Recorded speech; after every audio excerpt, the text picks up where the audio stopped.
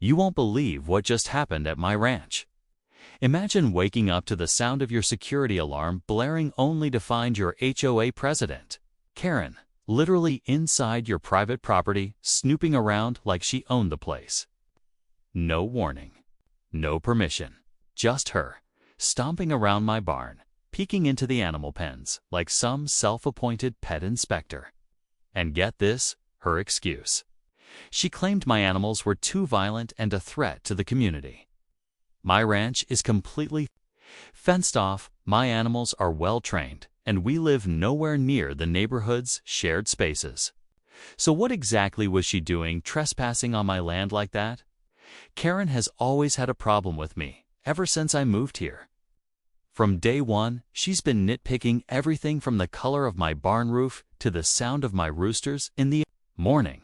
But this crossed a major line. She broke into my ranch while I was away for just a couple hours and didn't even bother to deny it. She actually said it was her duty as HOA president to investigate reports of animal aggression. What reports? No one's ever complained. My dogs are gentle. My horses are calm. Even my goats are friendlier than she is. I immediately called the sheriff, and you're not going to believe what happened when they showed up. Let's just say Karen's little inspection didn't end the way she expected. What started as another one of her power-tripping antics quickly spiraled into something she definitely wasn't ready for. And trust me, it was all caught on camera every single second. But what really shocked me wasn't just her breaking in. It was what she was actually planning to do next. Stay tuned, because what we discovered hidden in her car. That's when everything changed. So while we waited for the deputies to arrive, Karen just stood there like she hadn't done anything wrong. She kept going on and on about how she'd received anonymous complaints about my animals being aggressive and said it was her responsibility to ensure community safety. Mind you, my ranch isn't even within the HOA's jurisdiction. I'm just close enough that she thinks she can still control what happens over here. And the funniest part, the so-called complaints, she mentioned she couldn't name a single neighbor who filed one. Not one. Now here's where things started getting weird. I noticed her car was parked awkwardly near my fence line, almost like she didn't want it seen from the road. At first, I didn't think much of it, but something just felt off. She had left the trunk cracked open, and when I walked a little closer, I noticed what looked like a bunch of cages and some bags like the kind used for transporting small animals. That's when a knot formed in my stomach. I didn't want to jump to conclusions, but suddenly it felt like this wasn't just about her checking on my pets. Karen has always been that type, overbearing, loud, and always poking around where she doesn't belong. But this felt different. Like maybe she came here planning something way bigger than just playing HOA cop. She'd already crossed the line by breaking onto private property. But with that stuff in her trunk, it almost seemed like she was gearing up to take one of my animals. I didn't say anything out loud yet. I just kept my cool and made sure everything was still locked up tight. But I started wondering, was this personal? Or had she done this to someone else before? Then, just before the sheriff pulled in, Karen tried to make a call, and that's when the real panic hit her face. As soon as Karen saw the sheriff's cruiser coming up the driveway, she spun around, shielding her phone and whispering fast, like she was trying to warn someone. Her whole attitude shifted. That smug look she had earlier, gone. Now she looked nervous, like she knew she messed up and was trying to cover her tracks. I couldn't hear the full conversation, but I caught a few words. It's not safe here, and they're on to me. That's when I knew this wasn't just some HOA stunt. Something deeper was going on. The deputy stepped out of the car and calmly asked her what she was doing on my property. She started rambling about safety codes, community complaints, and how she feared for the neighborhood's children because of my dogs, who, by the way, were sitting quietly behind the fence, tails wagging. I let her talk herself in circles. Before showing the officer the footage from my security cameras, her forcing open my back gate and wandering around like she was casing the place. The officer's expression changed fast after seeing that, but while all this was happening, I couldn't stop thinking about that trunk, those cages. Why would someone show up to inspect animals with empty carriers unless they planned to take something? And more importantly, what was she really going to do if I hadn't caught her in the act? I started thinking back to other weird moments from the past few months, like the time my rooster went missing or when my feed bins were mysteriously left open overnight. At the time, I just thought it was wildlife or a simple mistake, but now it felt connected. One of my neighbors later told me Karen had recently joined an animal welfare committee online, but no one really knew what that meant. She talked a lot about saving pets from unfit homes, and suddenly, I wasn't sure if this was just HOA power tripping or something way more personal and dangerous. The deputy asked her to step aside while he checked the rest of the property. And I could see Karen getting twitchier by the second. She kept glancing toward her car, clutching her phone, trying to keep one step ahead like she still had some sort of plan. But the moment he walked toward her trunk, she practically lunged to stop him.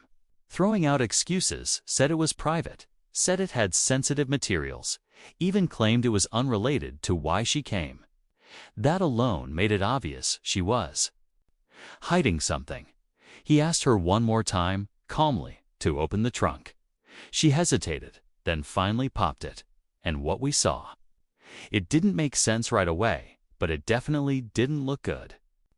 Inside were 2 medium-sized cages, clean but empty, along with a bag that had various pet grooming tools, leashes, treats, and oddly, a list, handwritten, names of animals, check marks next to a few of them, and at the very top, in bold letters, it said, "Targets unsafe environments."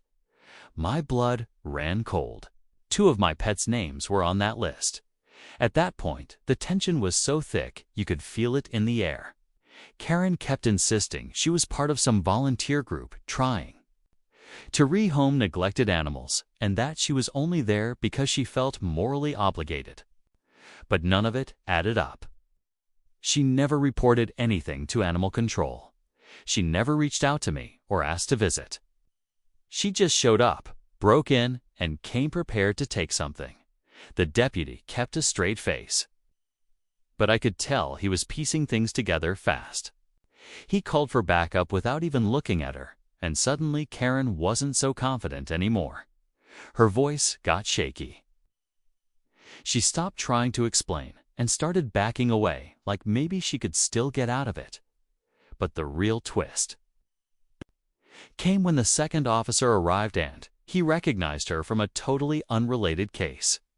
One that had nothing to do with HOAs and everything to do with missing animals. When the second deputy pulled in and stepped out, his eyes locked on Karen like he'd seen a ghost. He paused, then said her full name, first, middle, and last, with this tone that made everything around us fall dead quiet. Karen froze. She didn't even try to deny it. The deputy turned to his partner and said, "She's the one from the Silver Glen case." I had no idea what that meant at the time, but I could feel the energy shift. Whatever Karen had gotten into before, it was serious and suddenly. This wasn't just a trespassing complaint anymore. I pulled the first deputy aside and asked what was going on. He couldn't give me much, but he said there'd been an ongoing investigation involving a string of unauthorized rescues from private properties across 2 counties. Pets disappearing, owners left confused and helpless. And in every case, there were no break-ins, no vandalism, just animals gone without a trace. The only common link: a mystery woman seen driving a similar car to Karen's. My stomach dropped. This wasn't about HOA complaints or property lines. This was bigger and way more dangerous than I ever imagined.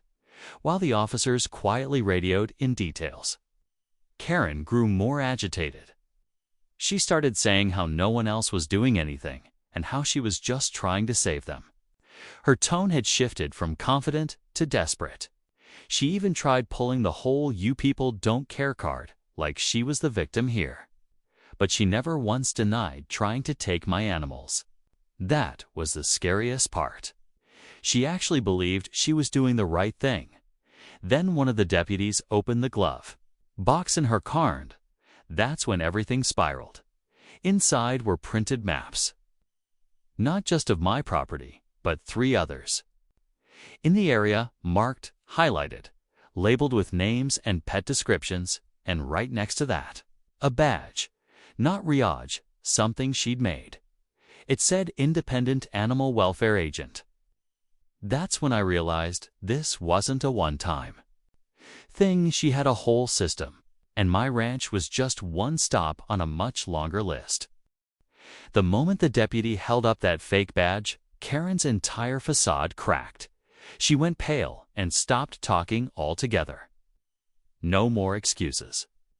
No more talk about safety or anonymous complaints. Just silence. The officers didn't waste any more time. They cuffed her right there in my driveway. As they read her rights, she muttered something under her breath that still gives me chills. She said, I wasn't finished yet. It wasn't just creepy, it sounded like a threat. Like I'd interrupted something she'd been planning for a while. They searched the rest of her car and found even more strange stuff. A notebook filled with addresses, dates, and detailed notes on pet behaviors, some of which were completely made up. One entry about my ranch claimed my dogs had foamed at the mouth and charged the fence, which never happened. Another entry was for a neighbor down the road who later told me his outdoor cats had been missing for weeks. It was like she had created her own mission, built on lies, and fully believed it gave her permission to act like she had authority. The sheriff's office confirmed that Karen had been under quiet investigation for a while, but they hadn't been able to catch her in the act till now. My security footage, the evidence in her car, and her actions on my property finally connected the dots. And while it was a relief to see her finally caught, I couldn't shake the feeling that there was more to this than anyone knew. But here's the twist. Just a few days after her arrest, someone slipped a note into my mailbox. No name, no return address, just a handwritten message. She wasn't working alone. That one sentence flipped everything on its head. Because if Karen had help, who else had been watching? After I got that anonymous note, I immediately handed it over to the sheriff's office. They took it seriously, and a few days later, confirmed they had started looking into a small online group Karen had been part of, folks calling themselves neighborhood protectors, which sounded innocent enough on the surface. But digging deeper, it turned out they were organizing unsanctioned rescues, targeting people they believed didn't meet their made-up standards for animal care. Karen wasn't just a rogue HOA president. She was part of a group that had been quietly planning these missions for months, maybe longer. Thankfully, with all the evidence from her arrest, my security footage, the lists, maps, and that fake badge, the case against her was solid. And after the investigation widened, a couple of her online partners were questioned too. No one else from that group has shown up near my ranch since. Maybe the note was a warning. Or maybe it was someone with a conscience who decided to speak up before things went too far. Either way, it helped bring this to a close. As for the HOA, they distanced themselves fast. Karen was removed from her position, and a community meeting was held where neighbors apologized and assured me nothing like this would happen again. I installed even more cameras around my property. Can't be too careful now. If there's one thing I learned through all of this, it's that some people will go to extremes under the illusion of doing good.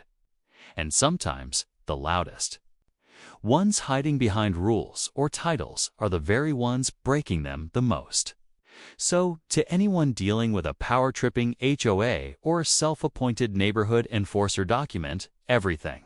Trust your gut. And don't be afraid to stand up for PrEP. Your space, your pets, and your peace of mind.